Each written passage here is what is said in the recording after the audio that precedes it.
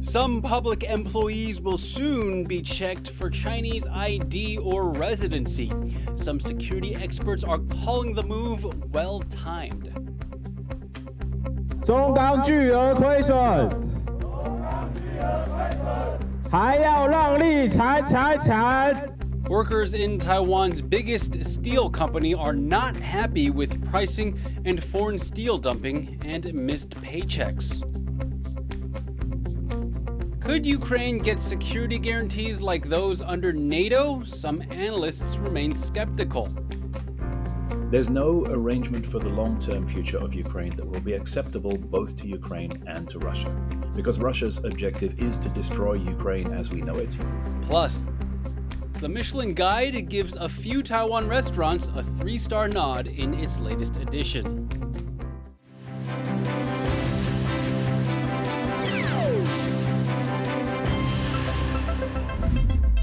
A warm welcome to TaiwanPlus News. I'm Leslie Liao. Leading off with our top story, the government will soon up its checks of whether key public sector workers hold Chinese IDs.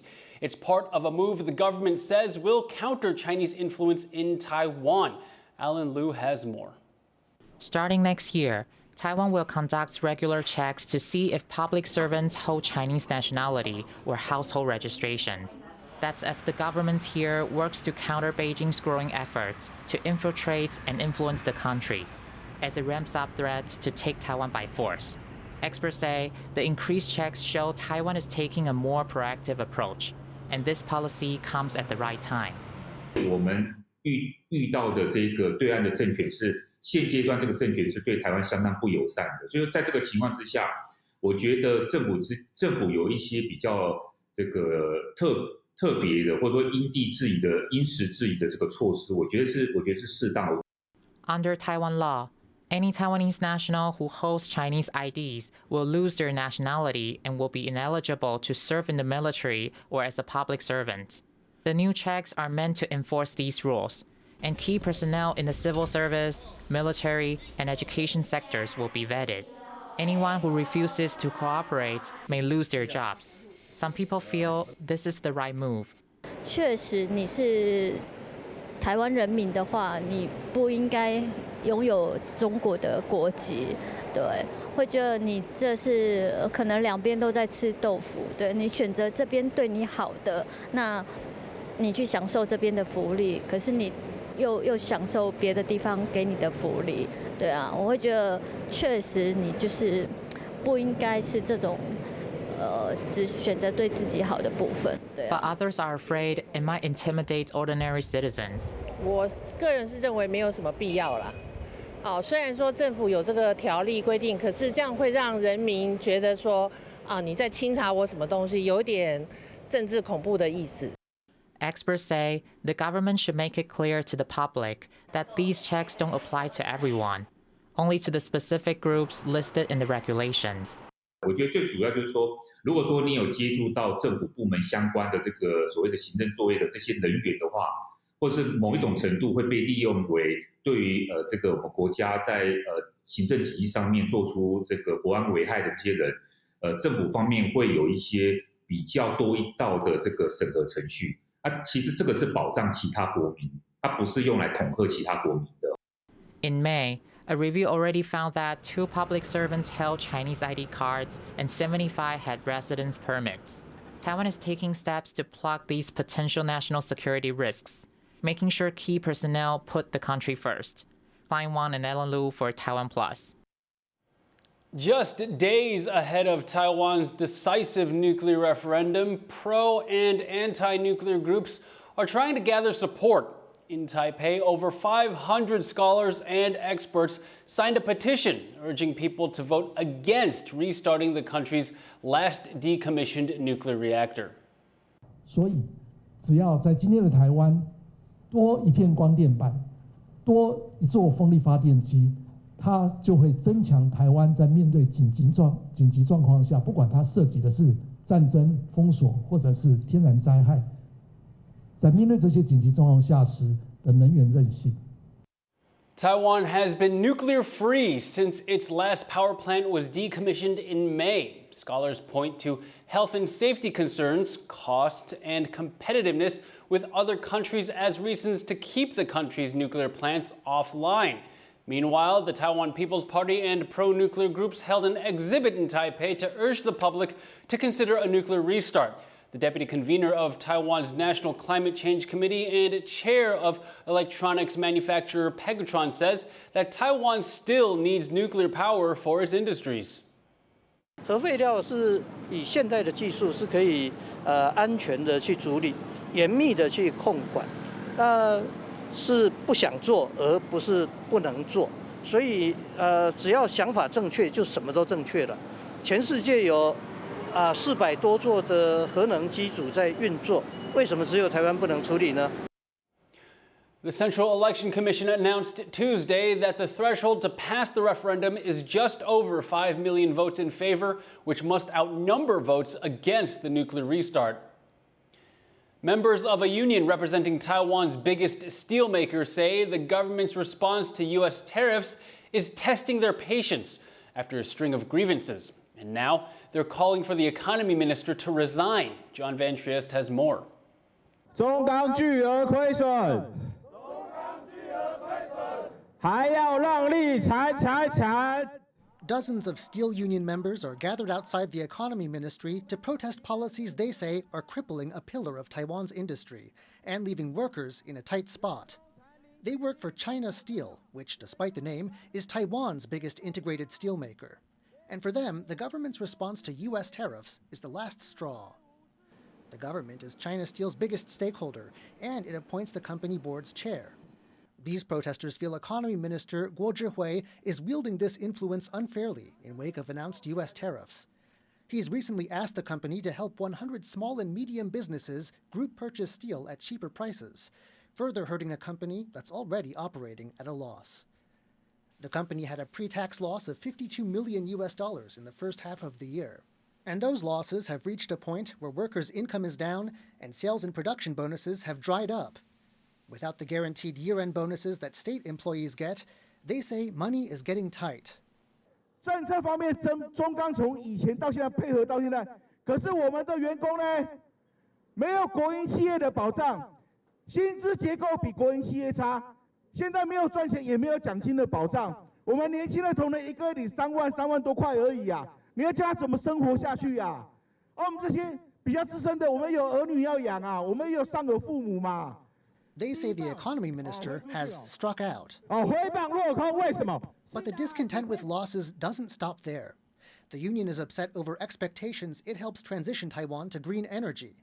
One of the company's subsidiaries lost around $2.1 billion last year after getting involved in a wind power project. There's also anger at what union members call the dumping of steel products from China. Imports of specific Chinese steel products jumped 15-fold between 2021 and 2024. At such a big scale, the average import price plummeted, undercutting local production. The government solution of a 20% tariff is far lower than the 50% the union says is needed. Taiwan's two opposition parties say they stand with the union and are also criticizing the economy minister, an appointee of the ruling Democratic Progressive Party.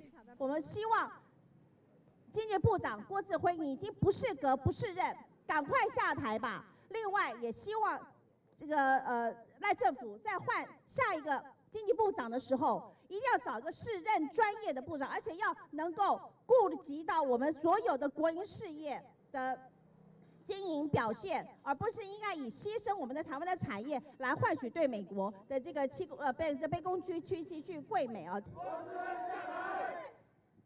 The economy ministry told TaiwanPlus it had no comment, and an official sent out to receive the union's demands says the government will continue to discuss and work on the issues it's raised. 我想这一部分我会接受陈情书之后，我们再来在整体的做一个回应说明。But China Steel's union is not China Steel itself. In fact, the company says the union is something of a fringe group with only 0.5% of employees involved. Most union members are in another, much older union. But it released a statement responding to the grievances aired today. It says the company's philosophy is that when the customers do well, China Steel does well, and so helping customers weather tariffs with flexible sales measures is justified. It says the offshore wind investment, despite losses, has developed valuable talent and technology, and the transformation of the subsidiary involved is under review. And it says it appreciates the government's temporary anti-dumping measures on Chinese hot-rolled steel. And the situation at China Steel Corporation is part of a bigger picture, with other companies linked to the government facing heavy losses and perhaps the specter of U.S. tariffs. So going forward, it's possible that pressure on the economy ministry will only grow. Justin Wu and John Van Trieste in Taipei for TaiwanPlus. A group representing thousands of Taiwanese tech and electronics companies has revealed plans to build science parks in the U.S. or Mexico. As IT reports, it comes as tech companies aim to boost investments stateside to avoid steep tariffs. Taiwanese tech firms are putting more emphasis on investments in North America.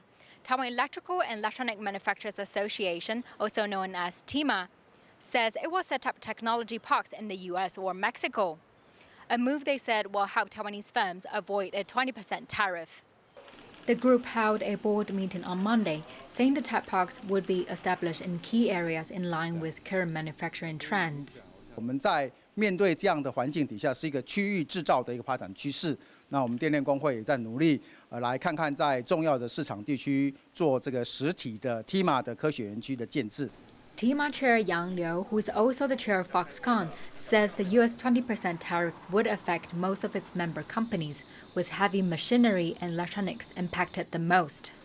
Liao says TEMA is working closely with Foxconn and the government to minimize the impact of tariffs and help Taiwan's small and medium-sized enterprises expand overseas.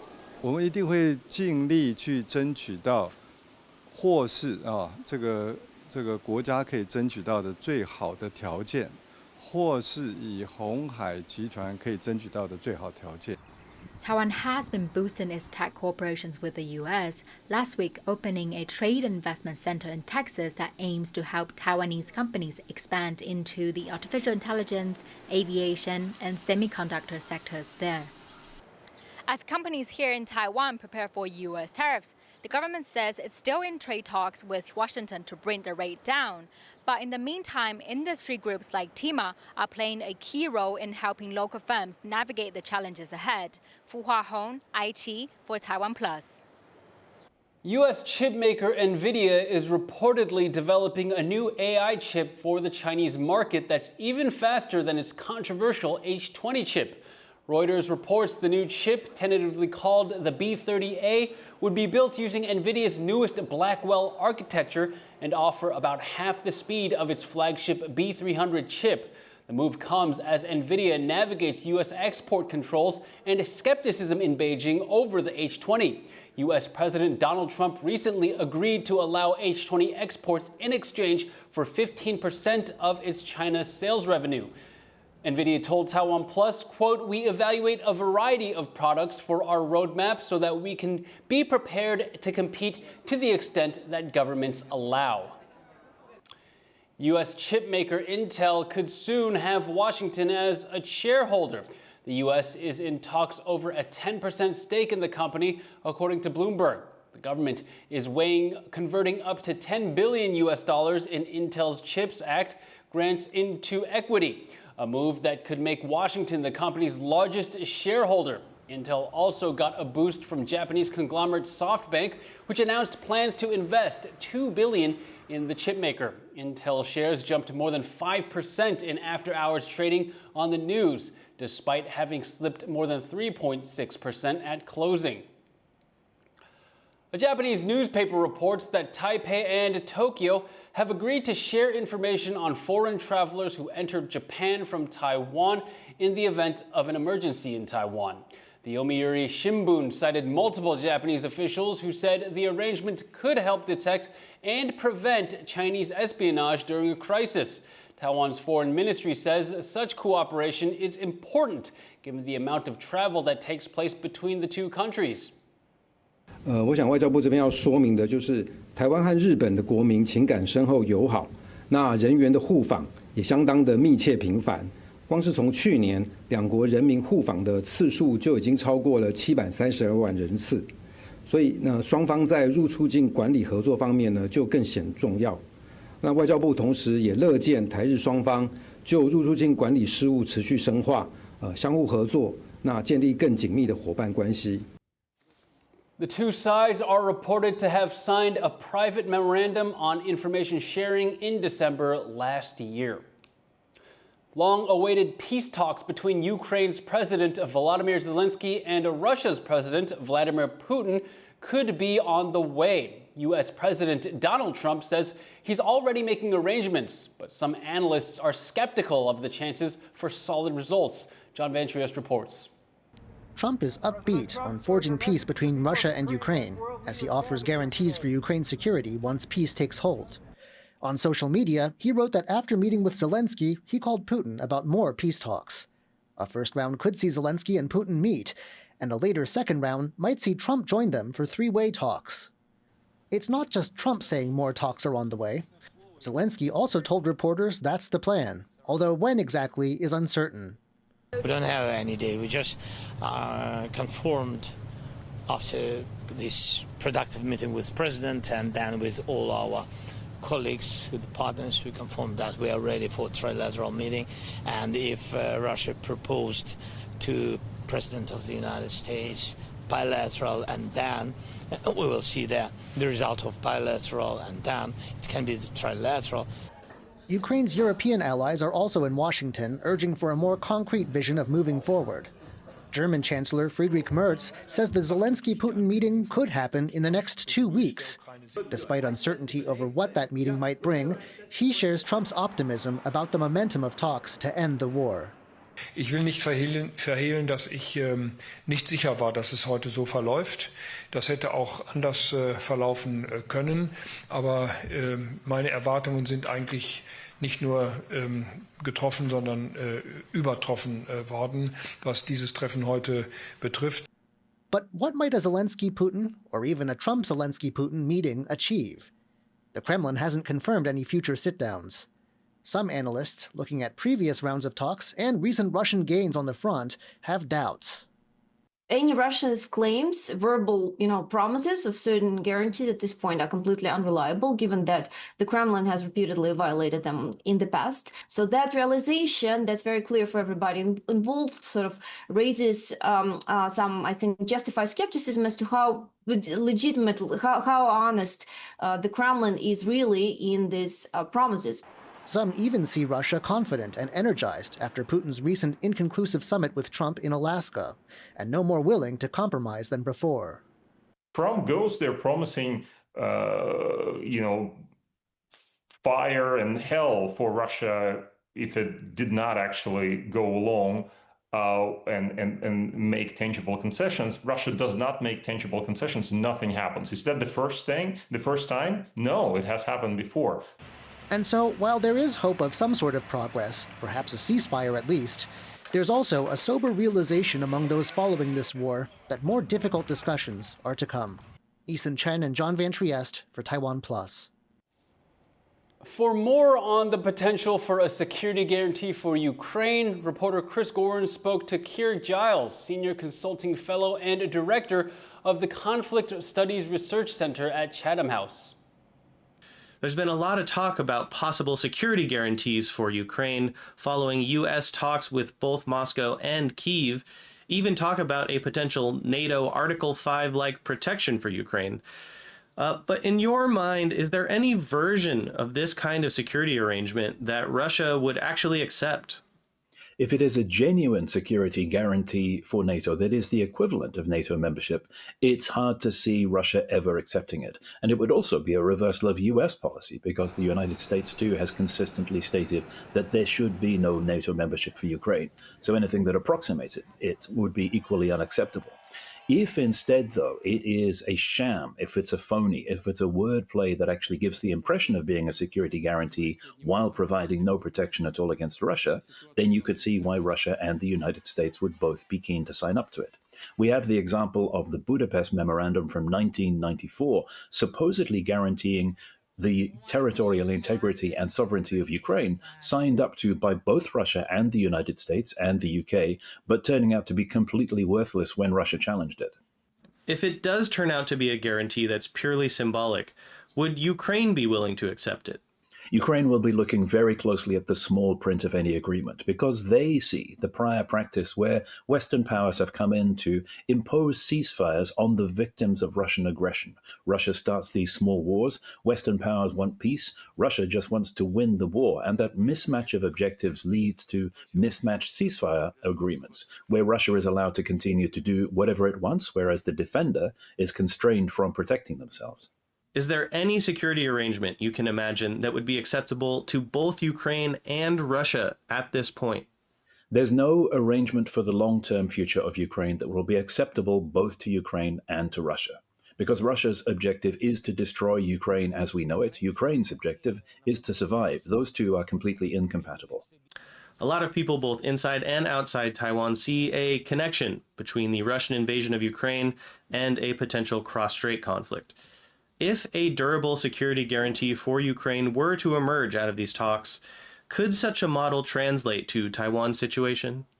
Whatever emerges from the discussions between Trump, Zelenskyy, and European leaders in terms of the future of Ukraine and how it can be protected has applications worldwide. Whether it is a triumph or a disaster, this is something that aggressors around the world are going to be watching closely. And anybody that has territorial designs on their neighbors will see this as a template for whether they can be rewarded by the United States for invading their neighbors or whether they will, in fact, face severe consequences from the rest of the world.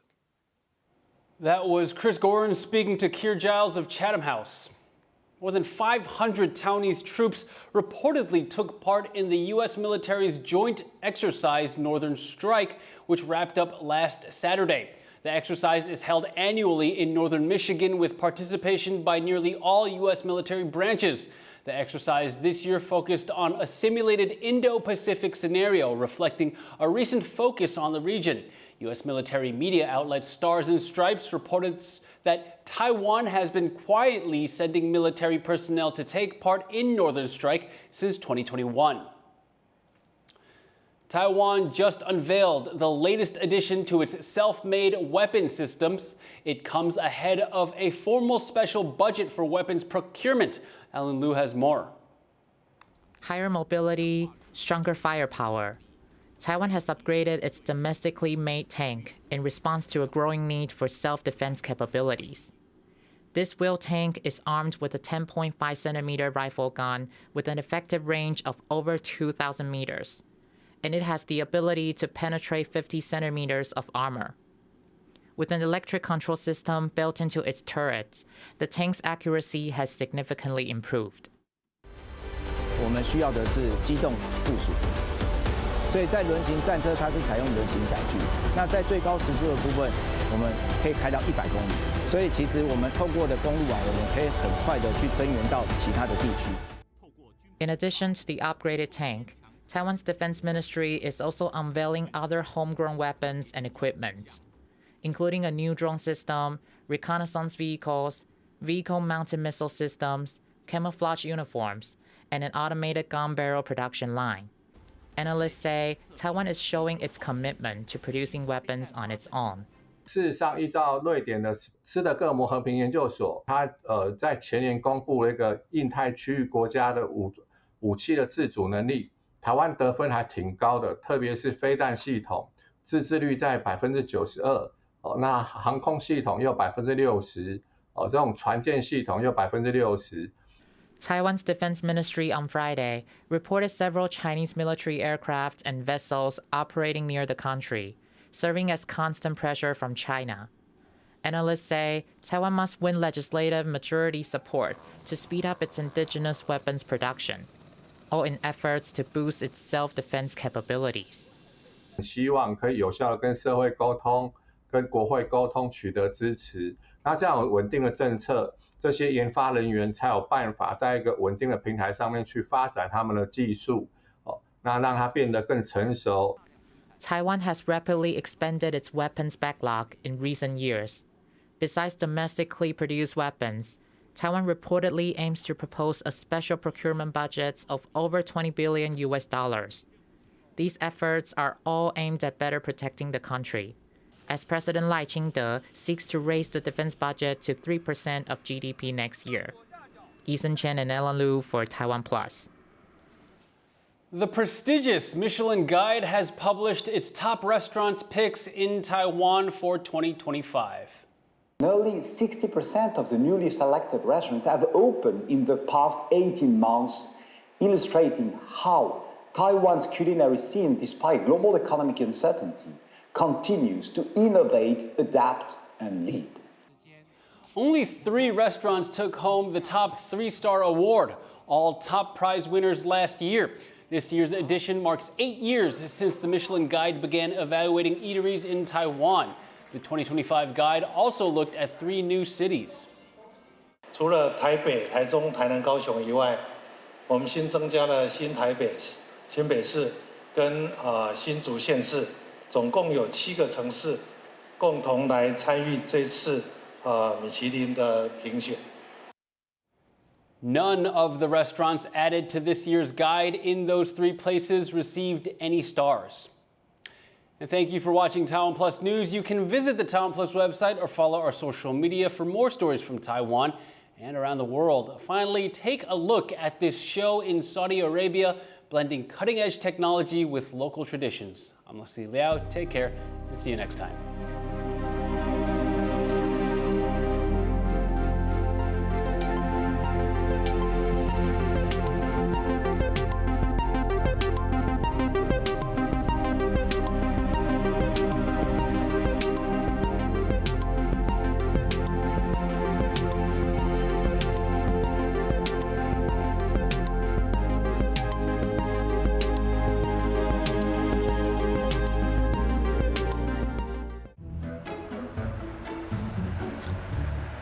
For more stories from here in Hengchun, Taiwan and around the world, download the TaiwanPlus app.